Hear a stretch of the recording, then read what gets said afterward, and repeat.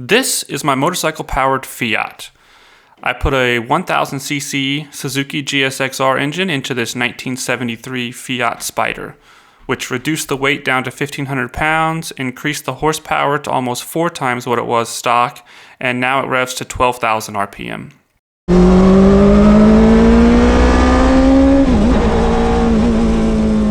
This is an amazing car. It's one of the coolest things I've ever built. I absolutely love this car. The only problem is it's loud, like really, really loud. So loud, in fact, that I have to wear earplugs when I drive it. In today's video, we're gonna try to make it quieter. Now, a lot of you probably think like I thought, that if you want to reduce the sound of a car, you get a quieter muffler. I did that. I replaced this louder, racier aftermarket muffler with a stock muffler off a newer GSX-R 1000. And while this did reduce the sound that probably everyone else hears as I'm driving down the road, it did very little to reduce the actual sound that I hear when I'm driving the car. And that's the sound that I care about.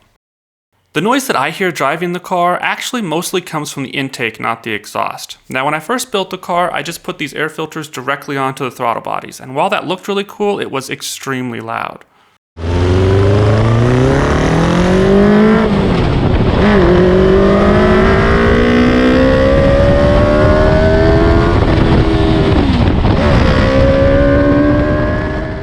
It also created kind of a popping sound on acceleration. It wasn't a nice, smooth acceleration sound like you would expect from a motorcycle engine, and that's probably because I didn't have the velocity stacks.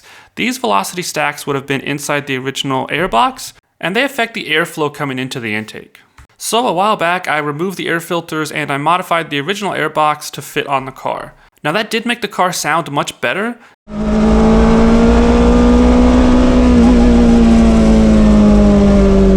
The popping sound at acceleration was gone. It just made it a much cleaner sounding revving engine. However, it's still very, very loud. Having the stock airbox on the car also made it impossible for me to use this hatch that I had made to access the engine. So in this video, we're going to make a new airbox, an aluminum airbox. Now, maybe I've said this before, but it's worth saying again. Welding aluminum is really, really difficult. It's something you need to do a lot of to get good at it, and then if you take a break and you don't do it for a long time, you'll be bad at it again. So try not to judge me too much by these welds. Now, with that said, let's get started on the airbox.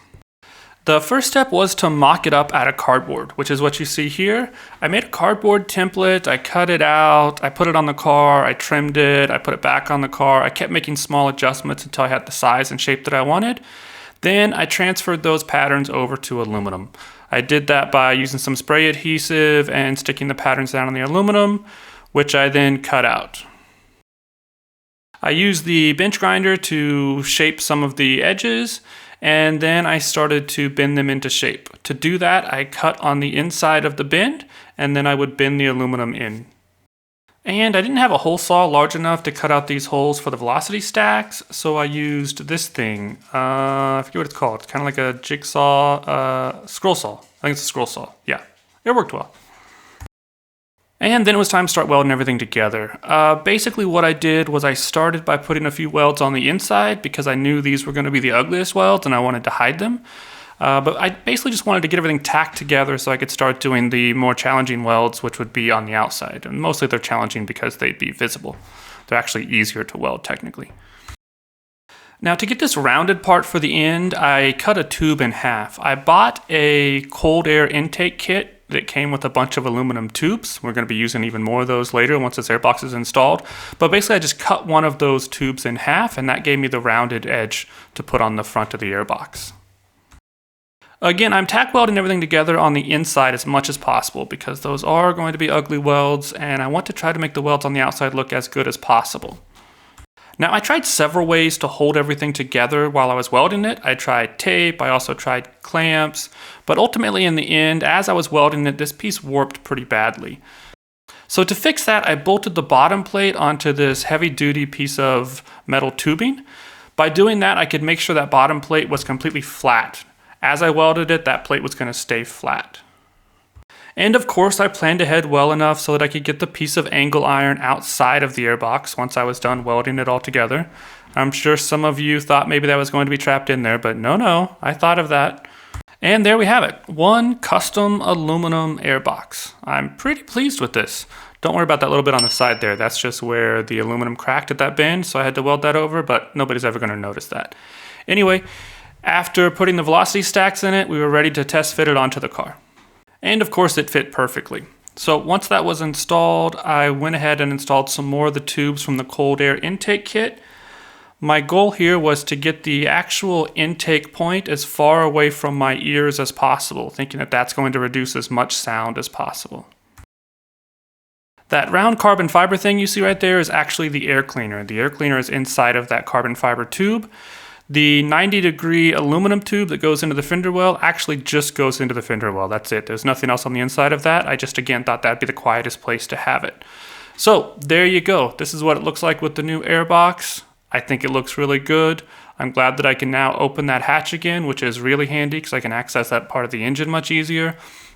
So overall, I'm very, very pleased with how this came out. But did we accomplish our goal? Is it actually quieter? Can I drive it now without earplugs? Well, no. No, I still can't drive without earplugs, but it is much quieter than it was. It's more enjoyable. And the interesting thing about the car being quieter is that I actually drive it much faster. The quieter it is, the faster I can drive it, because when it's extremely loud, I'm always so concerned by how noisy it is to everyone else that I actually don't drive it very spiritedly. And now that it's quieter, I actually drive it at much higher RPMs, so it's much more enjoyable to drive. I actually probably lost a few horsepower in this process by changing out that muffler, but the enjoyment factor of the car has gone up for me, so that's what's important. Okay, so thanks for watching, guys. I'm going to leave you with a little bit of driving footage, and I will see you on the next one. Bye.